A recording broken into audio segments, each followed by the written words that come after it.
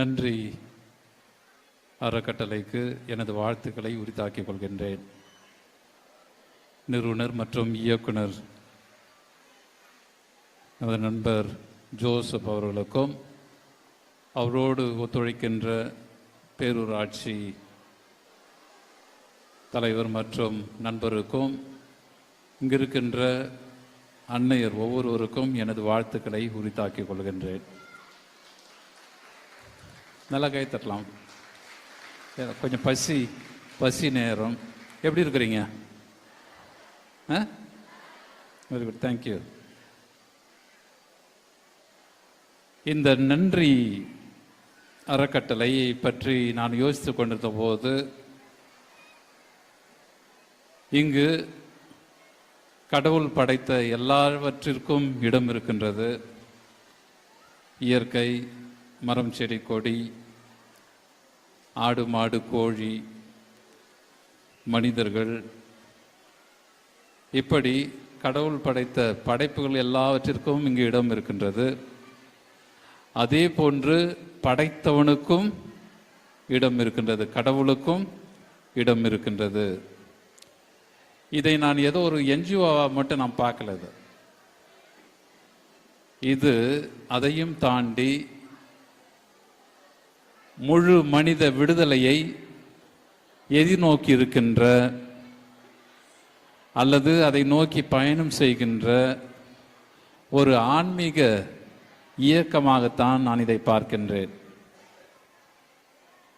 இது ஏதோ உதவிகளை செய்வது மட்டுமல்ல, கொடுப்பது மட்டுமல்ல, பெறுவது மட்டுமல்ல, அதையும் தாண்டி கடவுள் இருக்கின்றார், கடவுள் நம்மோடு பயணம் செய்கின்றார், கடவுள் நமக்கு விடுதலையை அளிக்கின்றார்.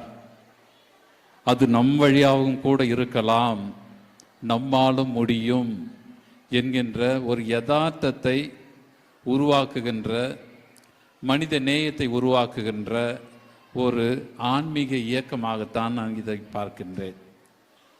காரணம், எங்கெல்லாம் முழு மனித விடுதலை இருக்கின்றதோ, இருக்க வேண்டுமோ, அல்லது அதை குறித்து நாம் யோசிக்கின்றோமோ, மனிதன் முழுமையாக மாற வேண்டும், எல்லாம் பெற்றவளாக இருக்க வேண்டும் என்று எப்பொழுது நாம் விரும்புகின்றோமோ அங்கு கடவுளும் இருக்கின்றார். கடவுள் கண்டிப்பாக இருப்பார். ஏனெனில் நீங்கள் ஒன்றாக சேர்ந்து திட்டமிடுகின்ற போது, கலந்து ஆலோசிக்கின்ற போது, நீங்கள் கடவுளுக்கும் நன்றி செலுத்துகின்றீர்கள், மறைமுகமாக, தெரிந்தோ தெரியாமலோ. நன்றிக்கும் நன்றி.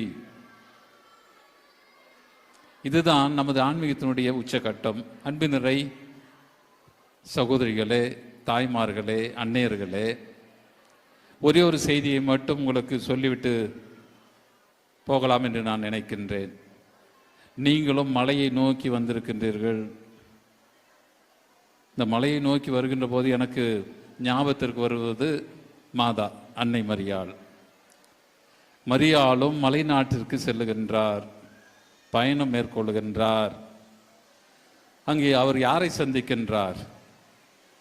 கருவுற்றிருக்கின்ற இன்னொரு பெண்ணை சந்திக்கின்றார்.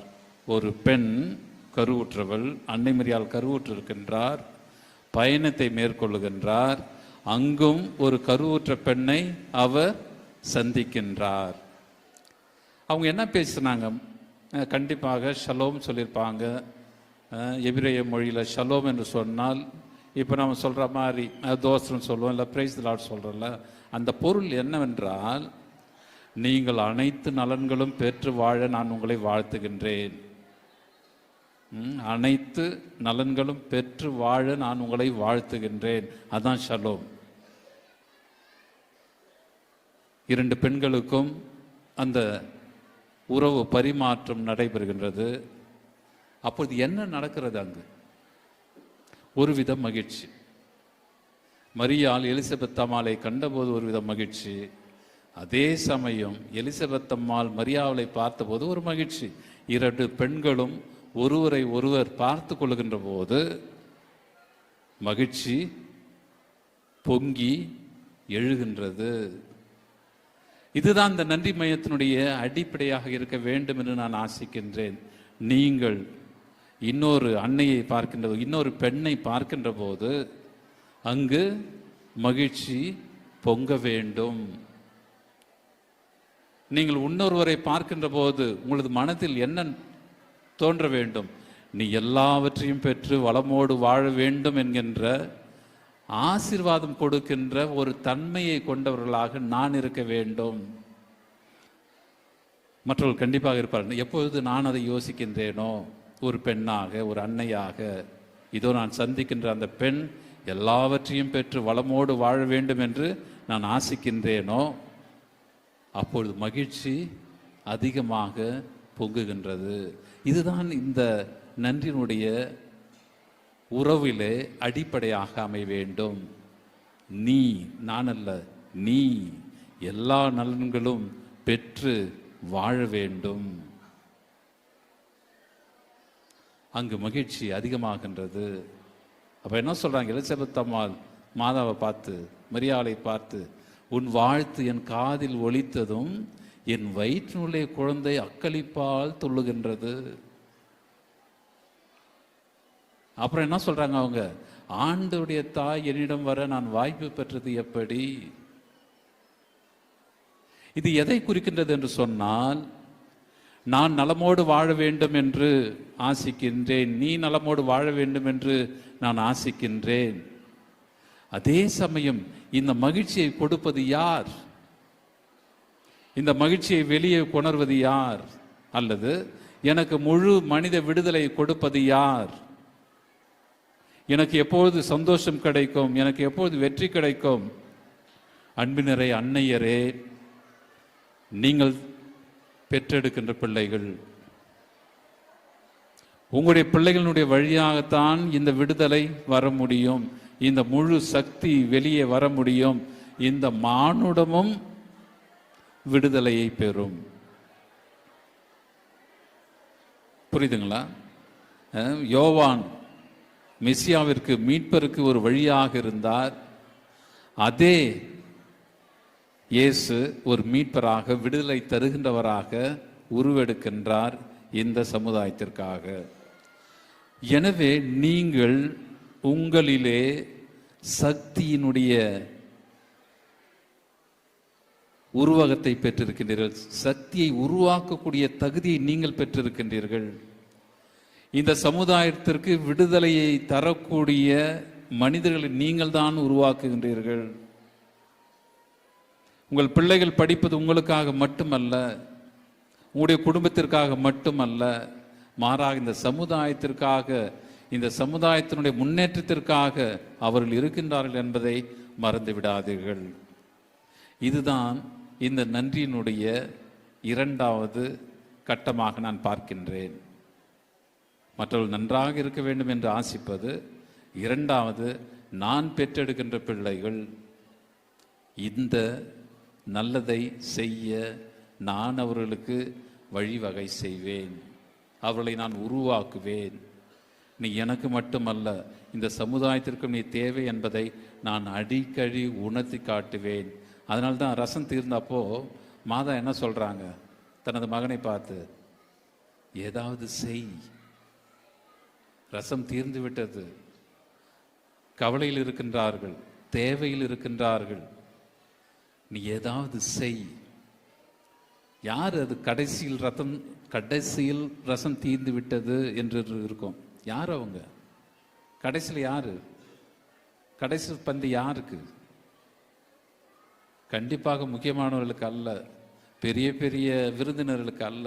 கடைசியாக காத்து கொண்டிருந்த அந்த வேலையாட்களாக இருந்திருக்கலாம், பந்தலுக்கு வெளியே நிற்கின்ற அந்த ஏழைகளாக இருந்திருக்கலாம். ஏதாவது செய், உடனே செய். தனது மகனை தனக்கென வைத்தில்லாமல் இந்த சமுதாயத்திற்கு அறிமுகப்படுத்துகின்றாள் மரியாள். அத்தகைய ஒரு எண்ணம் உங்கள் ஒவ்வொருவருக்கும் வர வேண்டுமாய் நான் வாழ்த்துகின்றேன், நான் ஆசிக்கின்றேன். உங்களிலே சக்தி இருக்கின்றது.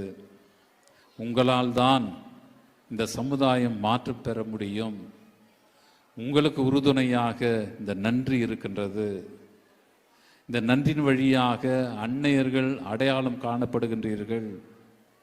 உங்களுக்கு ஊக்கமும் ஆக்கமும் தரப்படுகின்றது. உங்களிடம் இருக்கின்ற சக்தி வெளிப்படுகின்றது. எனவே இப்போது நடந்து கொண்டிருக்கின்ற அனைத்து நிகழ்வுகளுக்காகவும், நன்றியின் வழியாக நடைபெற்று கொண்டிருக்கின்ற அனைத்து திட்டங்களுக்காகவும் நான் கடவுளுக்கு நன்றி செலுத்துகின்றேன்.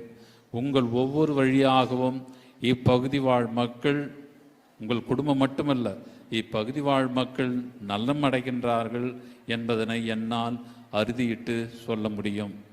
மீண்டும் நீங்களும் உங்களது குடும்பங்களும் நிறைவாழ்வு காண, நிறை சந்தோஷத்தை அடைய நானும் உங்களுக்கு ஆஜபிக்கின்றேன், நான் ஆசிக்கின்றேன். இப்போது என் மனதில் என்ன தோன்றுகின்றது என்று சொன்னால் 2 காரியங்கள். ஒன்று, நீங்கள் போட்ட இந்த டிராமாவிலிருந்து சிறு குறு தொழிலாளர்களை, வியாபாரிகளை மதியுங்கள். இந்த திருவோரத்தெல்லாம் போடுவாங்கள்ல, இந்த வெங்காயம் கத்திரிக்காய் ரொம்பலாம் பேரெல்லாம் பேசின்னு இருக்காதீங்க. அவங்கக்கிட்ட வாங்குங்க, நீங்கள் எதுவுமே குறைஞ்சிட மாட்டீங்க. இந்த சிறு குறு தொழில் செய்வோரை, முனைவோரை நீங்கள் ஆதரியுங்கள். 2வது, இப்போ நீங்கள்லாம் விடுதலை பெற்ற மாதிரி எனக்கு ஒரு ஃபீலிங் இருக்குது. ஆண்களும் விடுதலை பெற நீங்கள் முயற்சி எடுங்கள். எதுக்கு நான் இதை சொல்கிறேன் அப்படின்னு சொன்னால், நீங்களே ஆம்பளை வேஷம் போட்டு, நீங்களே குடிச்சிட்டு, நீங்களே அடி வாங்கிக்கிட்டு, நீங்களே, இது சரிப்படாது. இதெல்லாம் இன்னும் இந்த எண்ணத்தை நீங்கள் மாற்றிக்கொள்ள வேண்டும். இது போன்ற மாநாடுகளுக்கு உங்கள் வீட்டுக்காரனை கூட்டுவாங்க, உங்கள் பையனை கூட்டுவாங்க, உங்கள் மருமகன்களை கூட்டுவாங்க, உங்கள் பேர பிள்ளைங்களை கூட்டுவாங்க. உங்களுடைய சக்தியை காட்டுங்கள். உங்களால் இதெல்லாம் முடியும் என்பதை அவர்களுக்கும் புகட்டுங்கள். அதனால தான் நான் சொன்னேன், தைரியமாக சொல்கிறேன், ஆண்கள் விடுதலை பெற நீங்களும் உதவி செய்யுங்கள்.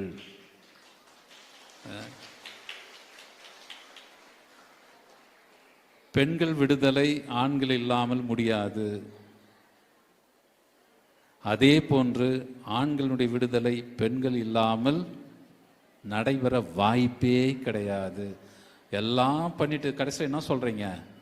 ஐயோ ரொம்ப நல்ல மனுஷன், எப்பயாவது தான் திட்டுவான், எப்பயாவது தான் அடிப்பான், ஆனால் ரொம்ப நல்ல மனுஷன். இத்தகைய ஒரு கருத்துருவாக்கத்தை நம்மளே நாம் புதைத்து வைத்திருக்கின்றோம். அதை சொல்லி நம்ம ஆறுதல் அடைகின்றோம். தப்பில்லை, தப்பில்லை. இதுவும் ஒரு ஆன்மீகத்தினுடைய பயணத்தினுடைய ஒரு படி. ஆனால் தவறு என்பது தவறு, சரி என்பது சரி. அதையும் தாண்டி நான் அன்பு செய்கின்றேன். அதுதான் நமது மனித நேயம். செய்கிற தப்பு சரின்னு சொல்லி மூடி முழுப்பது கிடையாது. அது மனித நேயம் கிடையாது, அது தவறு. சரினா சரி, தப்புனா தப்பு. நீ பண்ணுறது தப்பு, இருந்தாலும் ஒரு மனைவியாக நான் உன்னை அன்பு செய்கின்றேன், ஒரு தாயாக உன்னை அன்பு செய்கின்றேன். அதையும் தாண்டி அன்பு செய்தான் மனித நேயம். எனவே இந்த ஒரு எண்ணத்தையும் உங்களுடைய மனத்தில் இருத்தி கொள்ளுமாறு உங்களை அன்போடு கோருகின்றேன். என்னை வாஞ்சியோடு அழைத்த நமது நண்பர் ஜோசப் அவர்களுக்கு எனது சிறப்பான நன்றியை நான் தெரிவித்துக் கொள்கின்றேன். கண்டிப்பாக உங்களது அன்னை உங்களோடு இருக்கின்றார். விண்ணகத்திலிருந்து உங்களுக்கு இன்னும் அதிகமான சக்தியை தந்து கொண்டிருக்கின்றார். அந்த அன்னையினுடைய அன்பு பாசம் இதோ இந்த அன்னையினுடைய வழியாக நீங்கள் அனுபவிப்பீர்கள், அனுபவித்துக் கொண்டிருக்கின்றீர்கள். எனவே இந்த துணையும் அந்த அன்னையினுடைய மன்றாட்டுகளில்தான் நடைபெற்று கொண்டிருக்கின்றது என்பதை என்னால் அறுதியிட்டு சொல்ல முடியும். மீண்டுமாய் உங்கள் ஒவ்வொருவருக்கும் எனது நன்றியையும் வாழ்த்துக்களையும் உரித்தாக்கிக் கொள்கின்றேன். இன்னும் இந்த நன்றி வளர வேண்டும்.